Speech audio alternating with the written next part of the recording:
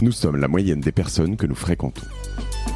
Avec Génération Do It Yourself, je vous propose de rencontrer ensemble des entrepreneurs, sportifs ou artistes qui vont littéralement faire exploser notre moyenne.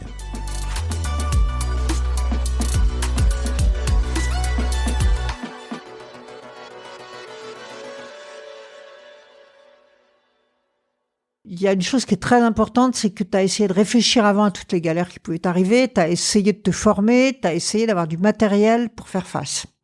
Donc l'anticipation l'anticipation des emmerdes, c'est essentiel.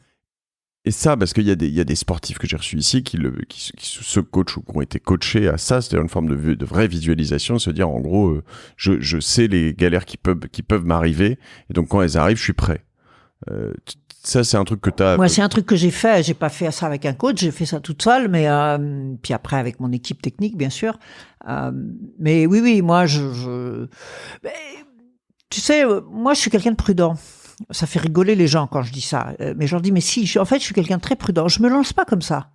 Quand je me lance dans un truc, j'ai toujours un plan B et un plan C. Toujours.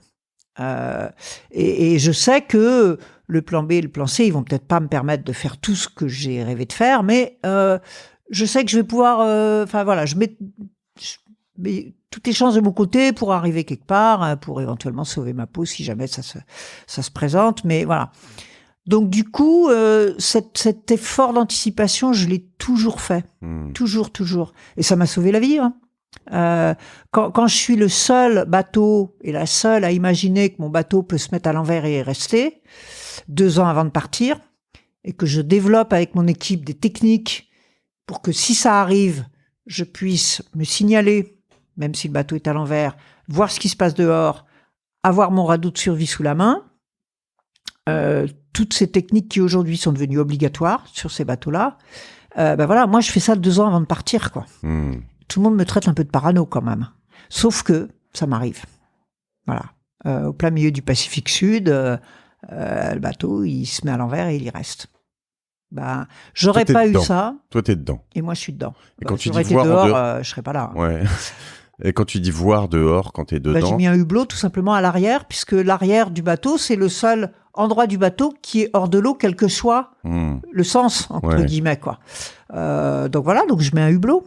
C'est pas très compliqué comme idée, hein, mais faut le faire, quoi. Et maintenant, c'est obligatoire. Tous les bateaux ont un hublot à l'arrière. Donc, t'as un hublot. Donc ça t'arrive sur quelle course, du coup? On est sur la... On est sur la dernière course que je fais, donc Tour du Monde en escale, qui à l'époque s'appelle Around the Lone. Ok. Pacifique Sud, toute seule, retournée. T'es dans une bulle d'air, du coup. Ouais. Le bateau coule pas. Donc. Tu dormais? En fait, oui. J'avais réglé le bateau, ça allait. Bon, il y avait du vent, mais c'était pas la guerre. Mais je pense que le pilote automatique a eu un problème.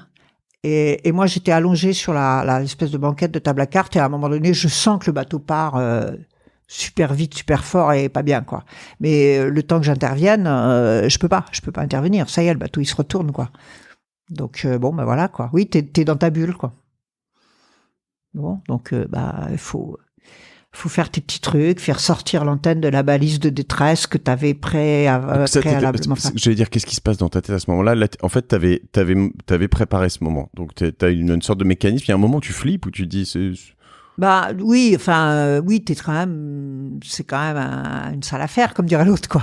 Il y a de l'eau partout? Il y a de l'eau pas trop, parce que le bateau flotte très haut. C'est des bateaux très légers, hein, donc le bateau, en fait, est posé sur son pont qui fait presque un effet de succion. Donc, en fait, ça fait comme une assiette sur l'eau, ça colle un peu à l'eau. Donc le bateau, il va pas couler tout de suite, quoi. Okay. Il pourrait couler un jour parce que il y a des morceaux de mât cassés qui commencent à taper dans le pont. Dans le pont qui est sous l'eau, quoi. Enfin bref. Mais bon, après oui, je sais que tout de suite. Puis je vois bien que le bateau, il va pas revenir à l'endroit, quoi. Il fait jour? Il fait jour, ouais. Il fait jour, mais je suis dans ma bulle, donc dans le bateau, il fait nuit, quoi. Enfin, je vois rien, quoi. Pas grand-chose. Il y a une espèce de lueur un peu verdâtre. Donc là, je sais très vite, au bout d'une demi-heure, j'essaye de regarder comment le bateau bouge, s'il n'y a pas une vague qui va le ramener à l'endroit et tout. Puis je vois bien que le bateau, il colle sur l'eau. Et je me dis, bon, bah là, ça va pas le faire. Donc, balise de détresse. Et puis après, j'essaye de calculer à peu près. Je sais parce que je suis seconde de la course à ce moment-là, donc je sais où sont les autres concurrents derrière. Je me dis, bon, bah normalement, j'ai déclenché ma balise, ils vont se dérouter, ils vont être là dans 24 ou 48 heures, donc comment je m'organise, enfin bon, voilà, quoi, on essaye de... Bon, tu restes un peu dans le bateau avant d'aller dans le radeau ou... Ah, mais je vais pas du tout dans le radeau. D'accord, ok. Je suis beaucoup plus à l'abri dans le bateau. Okay. Où là, j'ai quand même, j'ai des bidons d'eau, j'ai de la nourriture, j'ai des outils, j'ai. Putain, quelle angoisse. Voilà, donc je peux rester là. Et dans le radeau, je suis livré aux éléments, quoi. Donc le radeau, c'est si le bateau coule. Si le bateau coule, là, bien sûr, faut que j'aille dans le radeau. Mais tant qu'il coule pas, je suis plus à l'abri dedans. Donc, combien de temps ils ont mis combien de temps? Donc c'est Giovanni Soldini qui va venir une trentaine d'heures après environ, quoi. Donc voilà, puis là ça va être un peu longue les 30 heures, non, quand même? Ouais, un peu longue en même temps. J'ai toujours fait attention de m'occuper tout le temps. C'est-à-dire, je range le bateau, je fais des tas de trucs, je me prépare mon kit de survie, j'essaye de réfléchir à qu'est-ce qui va venir, comment. Enfin bon, voilà, j'essaye au maximum. J'essaye de dormir. Voilà. T'as dormi? Oui, j'ai dormi. Ouais, j'ai dormi. Je pense qu'il faut. C'est important d'avoir ce sentiment que tu es toujours en train d'essayer de faire quelque chose qui va dans le bon sens. Tu vois, pour vivre. De construction de ta survie. Tu pars d'un point un peu dégradé, mais voilà, tout ce que tu fais, des petites choses, tu vas, je sais pas quoi, moi, tu te dis, tiens, j'aurais peut-être besoin d'un outil à un moment donné, donc tu vas chercher les outils, puis alors, comme le bateau est à l'envers, chaque chose, évidemment, est compliquée, quoi.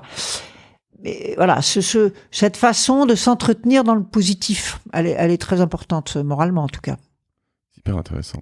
Ouais, de te projeter dans l'avenir et comme tu le dis, cet outil, si jamais ils arrivent, si jamais j'ai besoin de ça, si jamais il y a une urgence, si ça commence à couler, qu'est-ce qui se passe, où est-ce que j'imagine tu as le radeau à disposition, voilà. Prête, donc tout ça, tu te projettes dans le positif, quoi. Et tu essaies de construire, même si c'est des petites choses, encore une fois, c'est pas grave, ça te tient le moral, quoi.